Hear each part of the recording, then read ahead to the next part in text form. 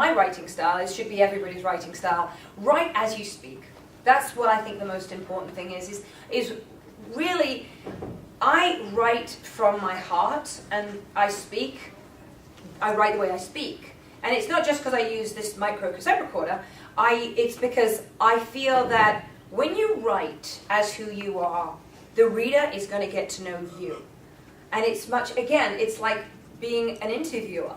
You want to just talk to them as you, not firing questions. Just talk as if it's a person you know or you want to get to know. Everything should just flow naturally from within. When you start to try to be somebody you're not, it doesn't work. It's always best to be who you are. Write the way you are. So being a journalist is the most important thing, is to go to the root, the core, and get in as much as you can. Don't take no for an answer. And we break down doors and break down barriers and push the envelope because we have the passion, we want to get the story, but we don't break the law. See, there's a fine line. You don't break the law, but you can break the rules. Another thing that you want to make sure you do is research, especially on anything you do, scripted or non-scripted shows. So if you're going to do non-scripted, you want to research every character and all the people that are going to make your skeleton, or whatever you want to call it. You know, if you're cooking something, you've got the meat, but you want to add the vegetables and the spices and everything.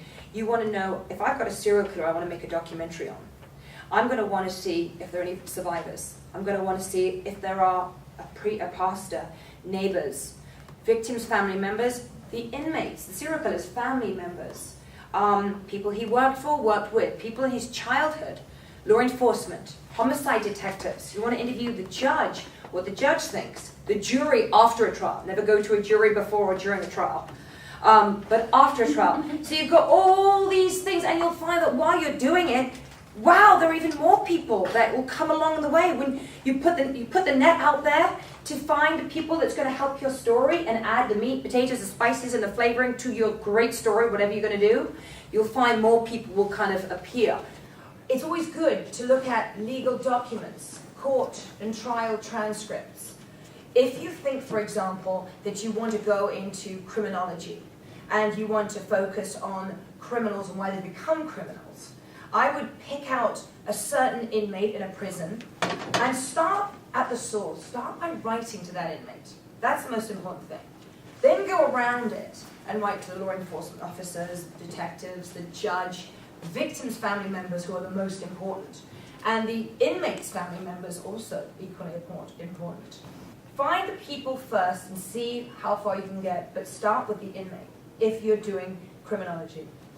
If you're doing innocent people and you think someone's been wrongly convicted, it could be someone who's just got arrested, it could be someone that you're watching on television, a trial that's going on, and you just are compelled because you feel the person's innocent, write to that inmate if you can, and keep writing. If you do get a response, then you've got gold. That is the main core to what you're trying to do. And then from there, I would sit in the trial. In the last 4 years, 17 inmates on death row were proven to be innocent. How do I think they're wrongly convicted? When a whole jury, prosecutors, defense, cops, law enforcement have convicted them, how could they possibly be innocent? Well, I'm telling you, they can. I aided in saving the life of a man on Oklahoma's death row. I saved his life 3 times from execution back in 2010. Originally, his story was interesting. I wanted to go after people on death rows that were about to be executed within the month. So I actually wrote to about 10 people. I should have written to more, but I wrote to 10 because there was only about that I could write to. Ohio, Oklahoma, Texas. I got few responses, but one person said, he's totally innocent. I thought, yeah, right.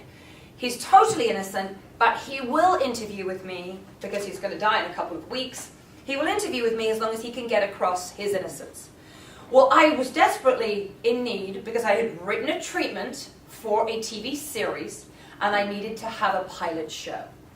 Written my treatment, done my research, got my interviews lined up with his family, victims' family members, prosecutors, the priest in the local village where he went, prison officials. Everything was set. I'm thinking this guy is saying he's innocent because he wants to escape the death penalty. Well, he's got the death penalty, escape dying in a few weeks.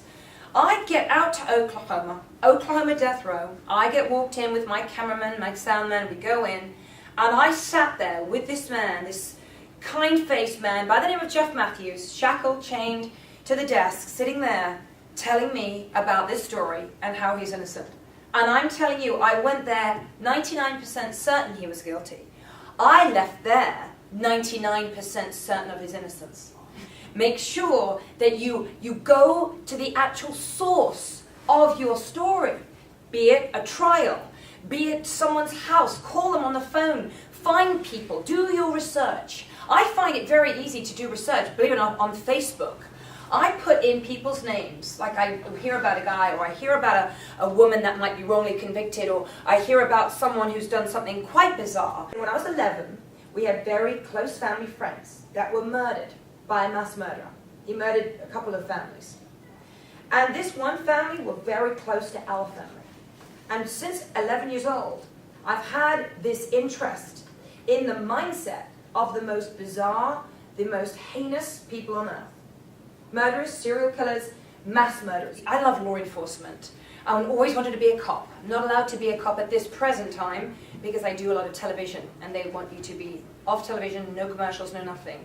And certainly not interviewing serial killers. And what are the conflicts? You always want to have a conflict in a story, whether it be a movie, whether it be a TV show, a series, a book, the conflicts. And the conflict was that this serial killer swore blind that he let her go.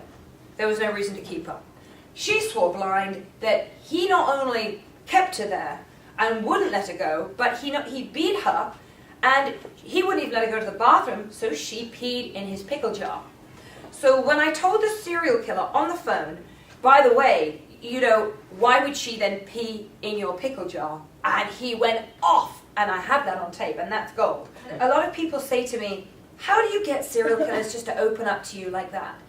And I think, really, one of the reasons is because I treat them like normal people.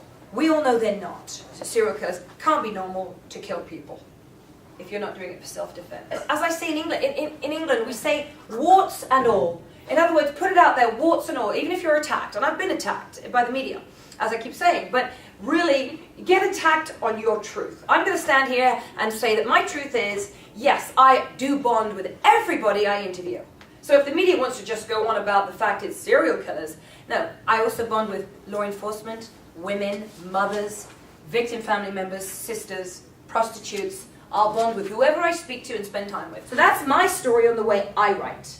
Whether it be books, which I do with my microcassette recorder and transcribe it, books, treatments for documentaries or TV shows, log lines for potential treatments for TV shows, or if you wanted to do commercials.